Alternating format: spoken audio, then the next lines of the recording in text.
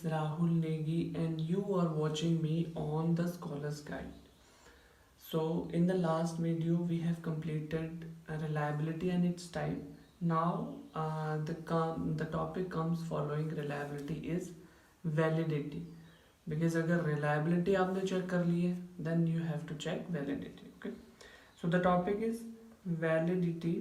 Topic is validity and its types. तो I'll be covering it two parts क्योंकि validity के वैसे तो तीन टाइप्स होते हैं जैसे कंटेंट क्राइटेरियन और कंस्ट्रक्ट, पर उनके सब पार्ट भी होते हैं और कुछ दो तीन एक्स्ट्रा वैलिडिटी हैं जो हम कवर करेंगे. ठीक है.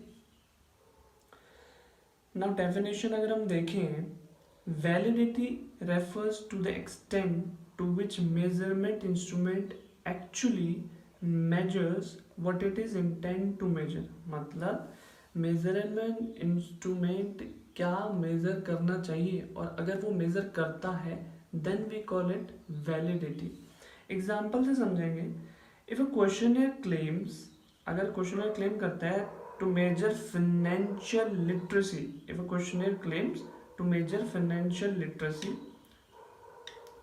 The question should truly measure financial knowledge, not something else like confidence और रिस्क. अगर कोई ऐसा इंस्ट्रूमेंट मेजर है जो फाइनेंशियल लिटरेसी, जिसको which is task to measure financial literacy, तो उसे फाइनेंशियल नॉलेज या फाइनेंशियल लिटरेसी ही मेजर करनी चाहिए. कोई रिस्क टेकिंग या रिस्क परसेप्शन कुछ और नहीं मेजर करना चाहिए. ठीक है. ये वैलिडिटी होती है. अब कई बार क्वेश्चन आता है कि रिलायबिलिटी और वैलिडिटी में क्या अंतर होता है. एक छोटे से एग्जांपल से बताता हूँ. सपोज एक वेइंग मशीन है और एक पर्सन 3 बार अपना वजन नापता है और तीनों बार 60 kg आता है. 60 kg तो ऑब्वियसली कंसिस्टेंट है रिजल्ट, तो ये रिलायबल होगा. पर अगर हम यहाँ पर एक कंडीशन लें कि 60 kg तो आ रहा है, पर ये जो मशीन है ना, ये किसी का भी वजन 2 किलो कम ही दिखाती है क्योंकि इसमें मशीन में डिफॉल्ट है.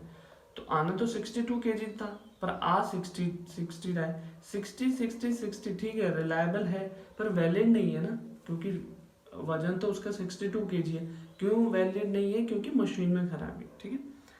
तो टाइप्स ऑफ वैलिडिटी जैसे मैंने बताया 3 टाइप्स की वैलिडिटी होती है. कंटेंट वैलिडिटी, कंस्ट्रक्ट वैलिडिटी और क्राइटेरियन वैलिडिटी. कंस्ट्रक्ट वैलिडिटी और क्राइटेरियन वैलिडिटी के दो सब वैलिडिटी होती है जो आगे पढ़ेंगे. ठीक है. So content validity refers to the extent to which the measurement instrument covers all aspect of the concept being measured. मतलब content नाम से पता लग रहा है कि it is covering all the aspect. कि कोई एक नीश, अगर किसी चीज को मेजर करने के 5 पॉइंट्स हैं कि 5 पॉइंट्स के बाद ही वो एक्चुअली मेजर हो पाएगा, तो ऐसे नहीं वो किसी एक पॉइंट को, किसी 2 पॉइंट को, किसी या फिर 4 पॉइंट को कर रहा है. वो 5 के 5 पॉइंट को सेटिस्फाई करना चाहिए. एग्जाम्पल के लिए, suppose you want to measure job satisfaction, your scale should include item about salary satisfaction, work environment, promotion opportunities, supervisor relationship, workload. इन सब को अगर वो सेटिस्फाई करना है then it is measuring job satisfaction. If you only ask about salary, अगर तुम as salary के बारे में आस्क करते हो, the scale does not fully capture job satisfaction, so content validity is week. ठीक है. अगर सिर्फ एक चीज के बारे में तुम पूछते हो तो वो कंटेंट वैलिडिटी को सेटिस्फाई नहीं कर रहा है. ठीक है. तो कंटेंट वैलिडिटी क्या है? जो भी पैरामीटर्स होंगे it is satisfying all the parameters. Next one we have is construct validity. ठीक है. अब construct validity refers to whether the instrument actually measures the theoretical construct it is supposed to measure. Construct validity का मतलब है कि क्या measuring instrument जो major करना है उनको क्या थ्योरेटिकल कंटेक्स्ट को मेजर कर रहे हैं. यहाँ पर थ्योरेटिकल कंस्ट्रक्ट को ज़्यादा तवज्जो दिया जाता है. Construct validity refers to whether the instrument actually measures the theoretical construct it is suppose to measure. Example से समझेंगे, ज़्यादा अच्छे से समझ आएगा। एग्जाम्पल है, suppose a researcher claims to measure financial literacy. एक रिसर्चर क्लेम करता है कि हमें फाइनेंशियल लिटरेसी मेजर करनी है। The scale should include question about interest rate, inflation, diversification, risk management. क्योंकि financial literacy it is not about कि आपको फाइनेंशियल टर्म्स की जस्ट नॉलेज है। फाइनेंशियल लिटरेसी मतलब आप फाइनेंशियल साउंड डिसीजन ले रहे हो, तो उनके ये सब पैरामीटर्स हैं। The scale actually measures confidence instead of knowledge, ठीक है। Then construct validity is weak. अगर वो कॉन्फिडेंस मेजर कर रहा है जबकि उसे मेजर करना चाहिए नॉलेज, ठीक है, तो then it construct validity is weak. दोबारा देखेंगे, construct validity refers to whether the instrument actually measures the theoretical construct जो किसी चीज को मेजर करने के लिए जरूरी है, क्या वो मेजर कर रहा है कि नहीं कर रहा है, ठीक है। अब टाइप्स ऑफ कंस्ट्रक्ट वैलिडिटी, इसमें आता है कन्वर्जेंट वैलिडिटी और डिस्क्रिमिनेंट वैलिडिटी, ठीक। कन्वर्जेंट वैलिडिटी मतलब होता है measures that are supposed to be related should be highly correlated। अब इसका क्या मतलब, measures that are supposed to be related are highly correlated। Example से समझेंगे, items measuring financial literacy should correlate with each other. अब items क्या होते हैं ना, क्वेश्चन जब हम बनाते हैं तो उसमें आइटम्स बनाते हैं, आइटम्स मतलब क्वेश्चन होते हैं। फाइनेंशियल लिटरेसी के अगर आइटम्स हमने बनाए, क्वेश्चंस बनाए, suppose 5 question for measuring financial literacy, तो आपस में उनका रिजल्ट कोरिलेट होना चाहिए, ठीक है। ये नहीं कि एक का रिजल्ट आ रहा है स्ट्रांगली एग्री की तरफ, एक का रिजल्ट आ रहा है स्ट्रांगली डिसएग्री की तरफ। Then we will say the respondent is biased or there's some problem in the convergent validity, ठीक है। अब ये research factor, loading, average variance, extractor, compose, reliability, ये CBSEM में ज़्यादा यूज़ होता है। अभी हमारा इसका कोई यूज़ नहीं है, ठीक है। एक PLSM होता है, एक CBSEM होता है, वो अलग एक वीडियो का टॉपिक है, वो रिसर्च मैथोलॉजी का टॉपिक है कि कब हम CBSEM यूज़ करते हैं, कब हम PLSM यूज़ करते हैं। That is different from today's context.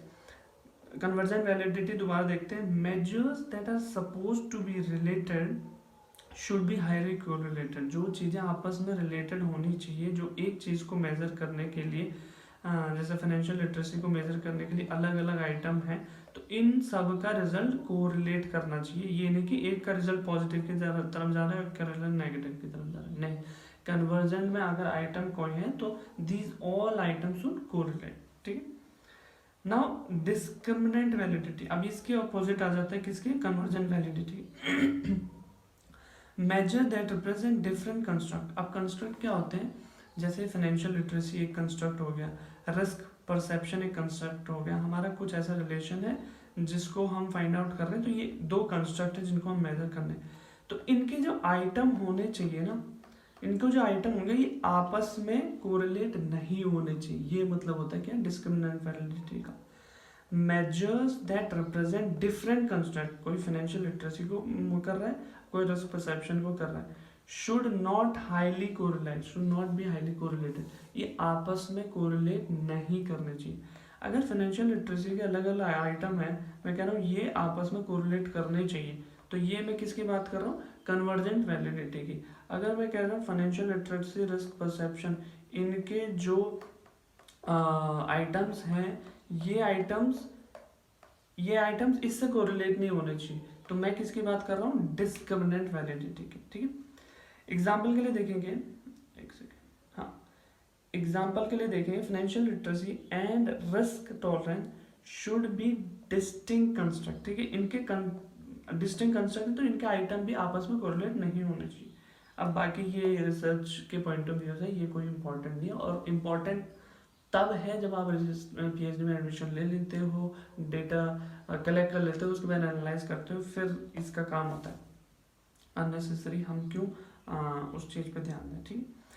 तो आज की वीडियो के लिए हमने किया डिस्क्रिमिनेंट वैलिडिटी, कन्वर्जेंट वैलिडिटी, जो किसका पार्ट था, construct validity. Construct validity focus on theoretical construct, ठीक है। थ्योरी में क्या बता रहा है, ठीक है। जैसे थ्योरी में इसके एक फाइनेंशियल लिटरेसी की थ्योरी के कंस्ट्रक्ट क्या होते हैं, उसके आइटम जो उसको सेटिस्फाई करना है, ठीक है। Conversion validity, financial literacy, risk perception के जो आइटम्स होते हैं दे शुड आपस में नॉट कोरिलेट, ठीक है। तो कंटेंट वैलिडिटी भी हो गया। तो I think that's it for the part 1 validity and its type, और I hope you liked it. देखो मैं कराने के लिए एक ही में करा लेता, but I think it will be little Hooch पॉच, तो मैं ऐसे अगली वीडियो में कराऊंगा पार्ट 2 में। I will be covering the rest of the topic. Thank you so much for watching. If you like the video, make sure you subscribe to the Scholar's Guide, because that is the sole source of motivation I have.